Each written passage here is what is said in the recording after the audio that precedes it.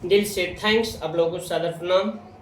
मेरे प्यारे स्टूडेंट, आज हम छोटा छोटा टॉपिक जैसे बेसिक मैथ्स जो है कंसेप्ट, उस पर आप लोगों को पकड़ बनाने के लिए हम छोटा छोटा वीडियो डालेंगे शॉर्ट में। और इसमें बेसिक जो मैथ में, जैसे इस बार एग्जाम में क्लास 10th का एग्जाम हुआ था, उसमें पूछा था यौगिक संख्या क्या कौन सा होता है। यौगिक संख्या के बारे में जानेंगे, यौगिक संख्या के बारे में हम जानेंगे। यौगिक संख्या किसको बोला जाता है? यौगिक संख्या बोला जाता है भाज्य संख्या का दूसरा नाम होता है यौगिक संख्या। भाज्य संख्या किसको बोला जाता है? जिसका गुणनखंड या कहे अपवर्तक 2 से अधिक होगा, उसे ही यौगिक संख्या या भाज्य संख्या बोला जाता है। क्या बोला जाता है? यौगिक संख्या या भाज्य संख्या बोला जाता है। इस बेस पे क्वेश्चन आया हुआ था, इस बेस पे क्वेश्चन आया हुआ था, मेरे पास क्वेश्चन है।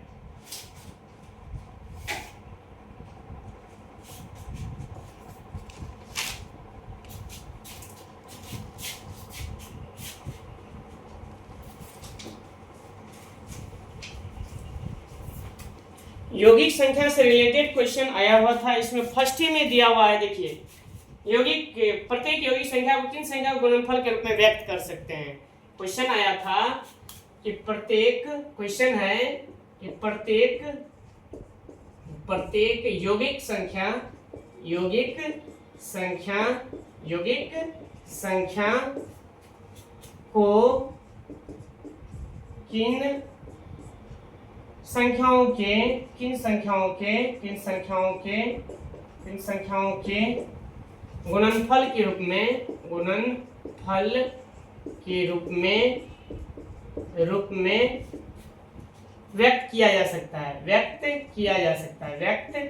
गुणनफल के रूप में व्यक्त किया जा सकता है। पहला ऑप्शन था ए नंबर सम संख्या हो गया। बी नंबर ऑप्शन था अभाज्य संख्या। और सी नंबर ऑप्शन था विषम संख्या। और डी नंबर ऑप्शन था परिमेय संख्या। सबके बारे में आज पढ़ेंगे। परिमेय संख्या,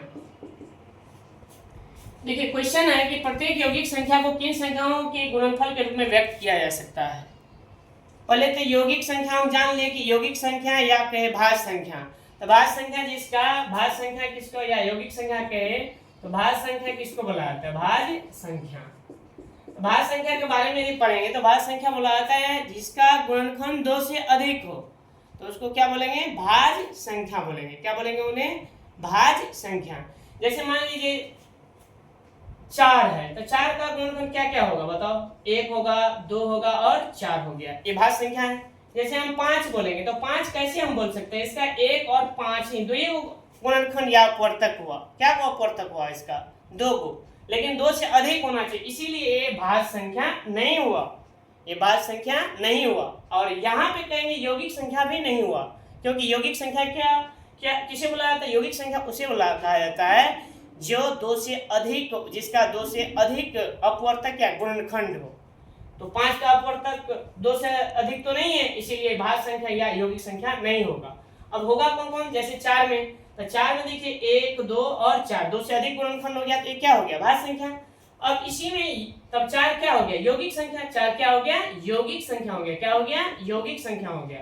यौगिक संख्या 4 क्या हो गया? यौगिक संख्या। अब पैटर्न पकड़िए, अब कौन कौन सा अंक होगा? तो 4 होगा, 6 होगा, 8 होगा, 10 होगा, ये टोटल क्या हो गया? यौगिक संख्या या भाज्य संख्या।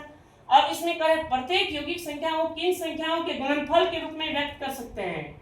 तो गुणनफल के रूप में। अब दिमाग लगाइए कि 4, 6, 8, 10, ये बहुत सारे आगे भी बढ़ेगा सीरीज, तो ये कौन संख्या के गुणनफल के रूप में है?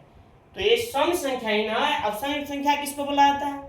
तो सम संख्या उसे कहा जाता है जिसमें 2 से पूरा भाग लग जाए, और जिसमें 2 से पूरा भाग न लगे तो उसे विषम संख्या कहा जाता है। तो इसमें 2 से तो पूरा भाग लग जाएगा, तो ये क्या हो गया? सम संख्या, अर्थात ऑप्शन नंबर ए होगा। ये क्या हो जाएगा? सम संख्या के गुणनफल के रूप में व्यक्त कर सकते हैं। सम संख्या के गुणनफल के रूप में व्यक्त कर सकते हैं। सम संख्या के गुणनफल के रूप में व्यक्त कर सकते हैं के रूप में, सम संख्या के गुणनफल के रूप में, अर्थात अब तो समझ गए होंगे आप। अब उसके बाद थोड़ा बहुत अभाज्य संख्या इस ऑप्शन में दिया हुआ, ऑप्शन ए समझ गए। अभाज्य संख्या जिस संख्या का केवल 2 अपवर्तक हो उसे बोला जाता है अभाज्य संख्या।